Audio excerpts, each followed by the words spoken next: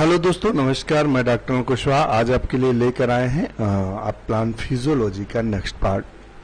Plant physiology ऐसा part है biology का या बॉटनी का जो बहुत ही कंपटीशन एग्जाम के लिए महत्वपूर्ण भूमिका अदा करता है। तो इसका ये थर्ड पार्ट है और शुरू करते हैं आज का वीडियो। उससे पहले रिक्वेस्ट, चैनल को लाइक और सब्सक्राइब करें और अपने दोस्तों के साथ शेयर करना ना भूलें। तो शुरू करते हैं। जैसा कि स्क्रीन पर आपको प्रश्न दिख रहा है, प्रश्न क्या है? During photosynthesis O2 is evolved from. प्रकाश संश्लेषण क्रिया में ऑक्सीजन निकलती है, तो किससे निकलती है? CO2 से निकलती है या जल से निकलती है या हाइड्रोजन पेरोक्साइड से निकलती है या CO3 से निकलती है? तो इसका सही ऑप्शन है H2O।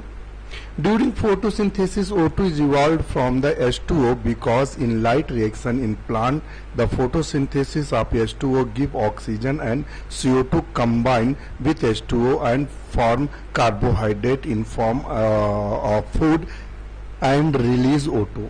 तो देखिए, ये पहले जो हम लोग रिएक्शन लिखते थे 6CO2 6H2O, मगर जब रूबेन और कामेन और अन्य वैज्ञानिकों ने इस पर प्रयोग किया तो नई रिएक्शन दी थी। जो ये रिएक्शन थी जहां 6H2O की जगह उन्होंने 12H2O कर दिया और यहाँ 6H2 अलग निकाला।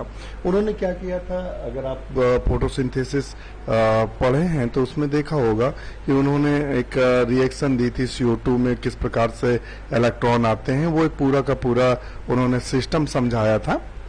तो वहां ये रिएक्शन चेंज कर दी गई थी। नेक्स्ट क्वेश्चन है, The polysaccharide formed from fructose monomer only is। केवल फ्रक्टोज मोनोमर द्वारा बनी हुई पॉलीसैक्राइड है। फ्रक्टोज मोनोमर द्वारा बनी हुई पॉलीसैक्राइड इनमें कौन सी है? इनुलिन है, लिग्निन है, सेल्यूलोज है, एमाइलोज है। तो इनुलिन जो है वो क्या है? फ्रक्टोज मोनोमर से बनी हुई पॉलीसैक्राइड है। Inulin is a polysaccharide which formed by the polymerization of fructose monomers unit. Inulin is used by some plants as a means of storing energy and is typically found in roots or rhizomes। तो आपको समझ में आ गया होगा कि fructose monomer से बना हुआ इनमें से जो पॉलीसैक्राइड है वो इनुलिन है। ध्यान रखें। नेक्स्ट क्वेश्चन देख लेते हैं। A pigment concerned with both floral induction and seed germination. एक वर्णक जो दोनों पुष्प प्रेरण एवं बीजांकुरण से संबंधित है वो कौन सा है? बताएगा। तो वो फाइटोक्रोम है। कौन है? फाइटोक्रोम। देख लेते हैं।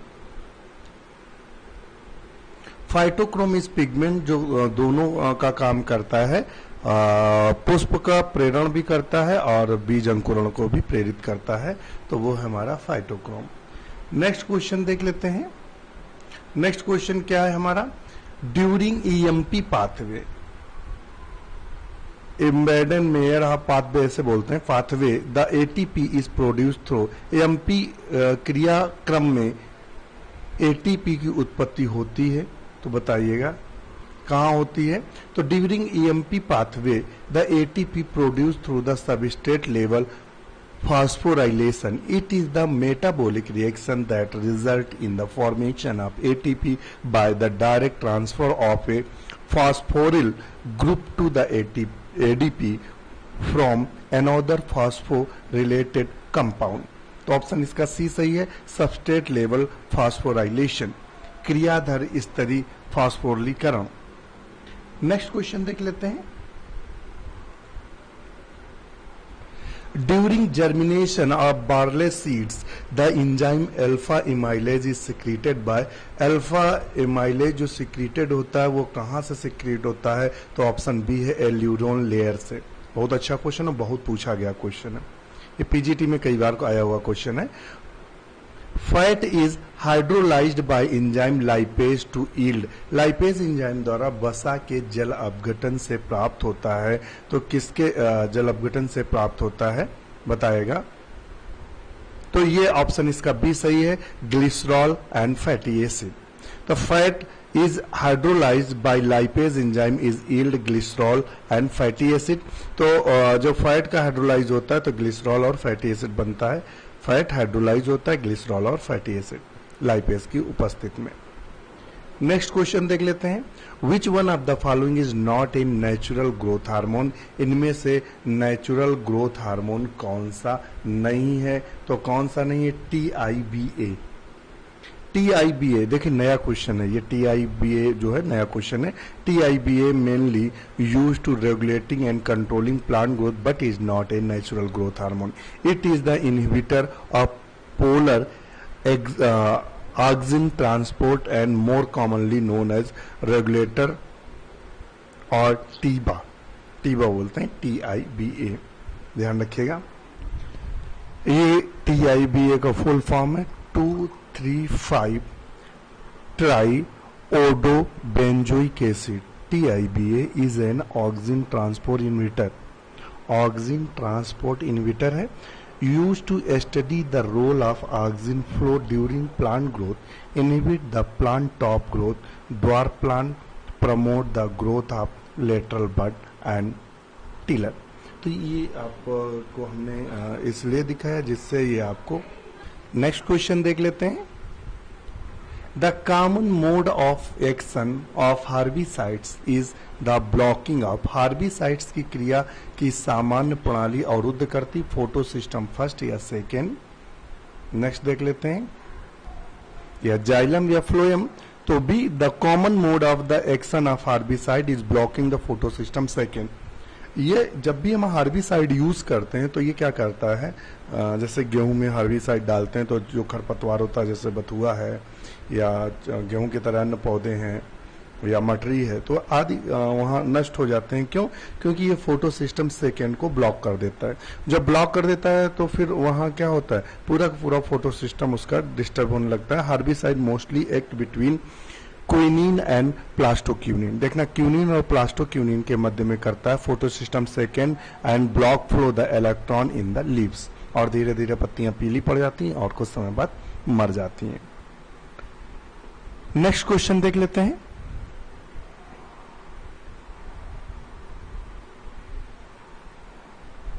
Immobilization protects an enzyme against which the following. अचलता एंजाइम को निम्न में से किसके प्रतिकूल प्रभाव से बचाता है बताएगा? तो ये ऑप्शन है हाई टेम्परेचर। नेक्स्ट क्वेश्चन देख लेते हैं, which of the following pairs is not correctly matched. इसमें कौन सा करेक्टली मैच नहीं है? तो देखिए ये है राइबोसोम, ये वाला सी नंबर मैच नहीं है। राइबोसोम का काम प्रोटीन सिंथेसिस होता है। Seed dormancy help the plant in. बीज प्रसुप्ति पौधों को सहायता करती किसके? प्रतिकूल मौसम में बचाव के लिए, बीजों के रोकने में कमी, स्वस्थ बीजों के निर्माण में, जीवन क्षमता के घटाव में। तो इसका ऑप्शन क्या होगा सही? तो इसका ऑप्शन होगा ए, प्रतिकूल परिस्थितियों से बचाव के लिए। इसका ऑप्शन ए सही है। नेक्स्ट क्वेश्चन देख लेते हैं, the respiratory quotient of flower petals is. पुष्पों के दल का श्वसन गुणांक कितना होगा?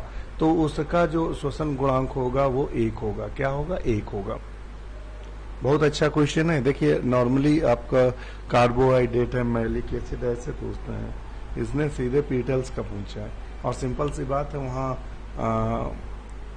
फोटोसिंथेसिस होगी, वहाँ फूड बनेगा तो कार्बोहाइड्रेट्स का मैटर यहाँ आएगा।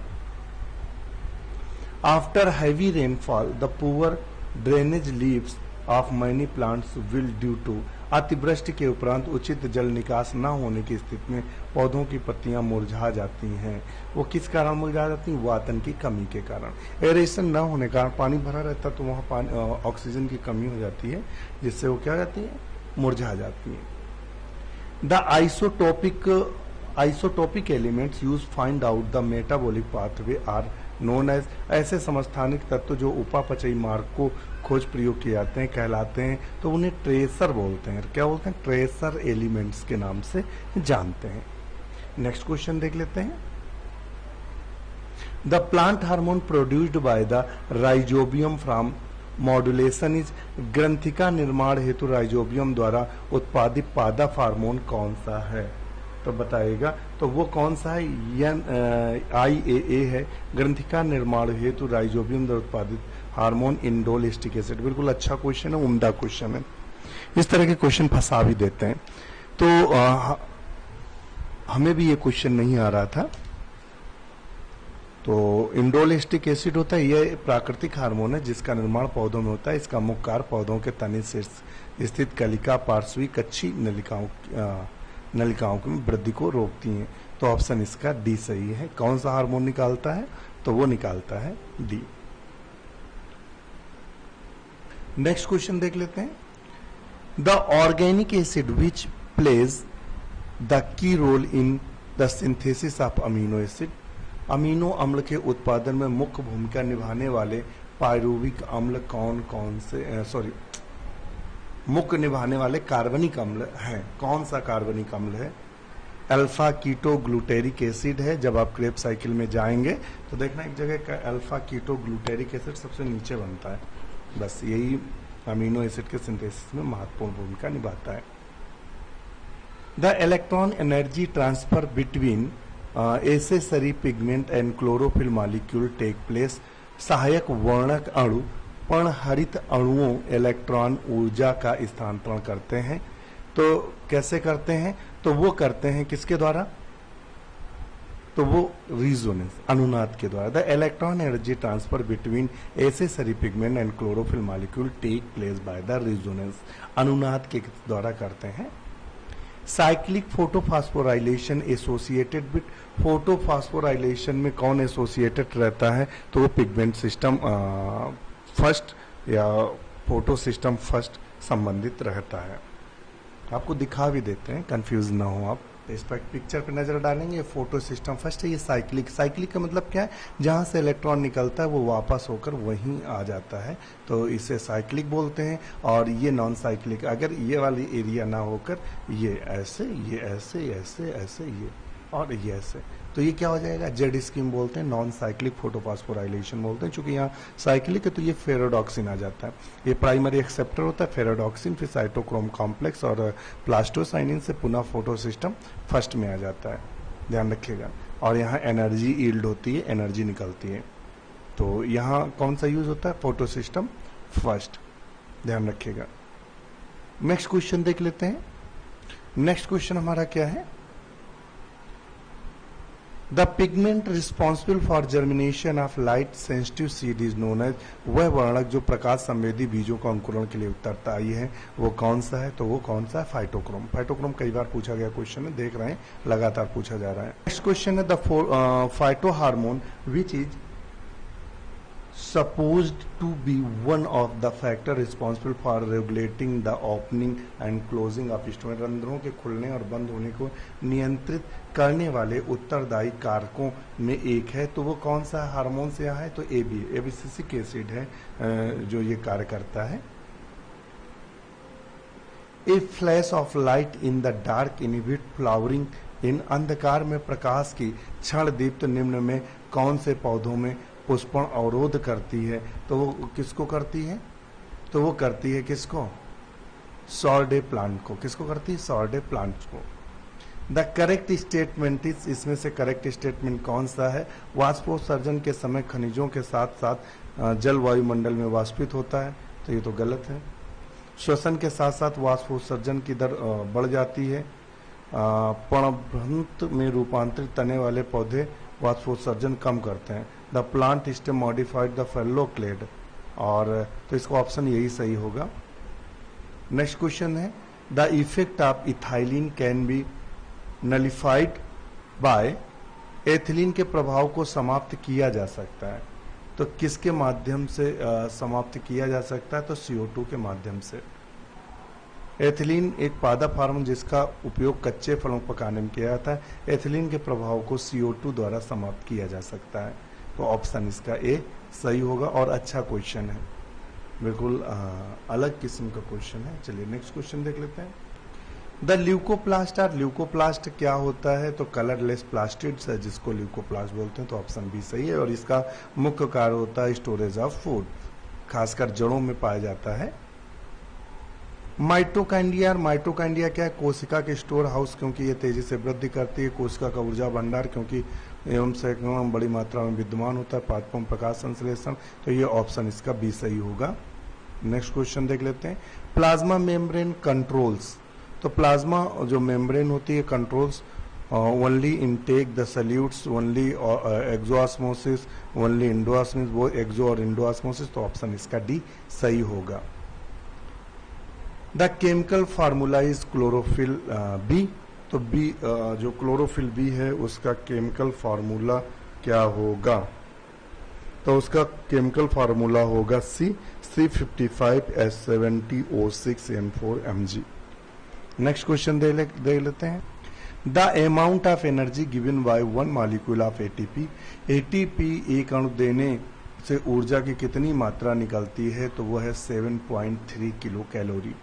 NADPH अणुओं से एटीपी के 3 अणु संश्लेषित होते हैं। प्रत्येक एटीपी के अणु से 7.3 किलो कैलोरी ऊर्जा संचय होती। यह क्रिया फास्फोरिलीकरण कहलाती, क्योंकि यह क्रिया श्वसन घटना में O2 की उपस्थिति में होती है। During photochemical reaction of photosynthesis, तो ऑप्शन इसका सी है, सही है। Liberation of O2 and formation of ATP and NADPH2 take place. Under water stress condition, which of the following does not increase in the leaf of plant growing therein? तो बताएगा, तो वो option है Batten. Under water stress condition, बेटिन does not increase in the leaves of plants. बेटिन, ये यहाँ question गड़बड़ कर रहा है।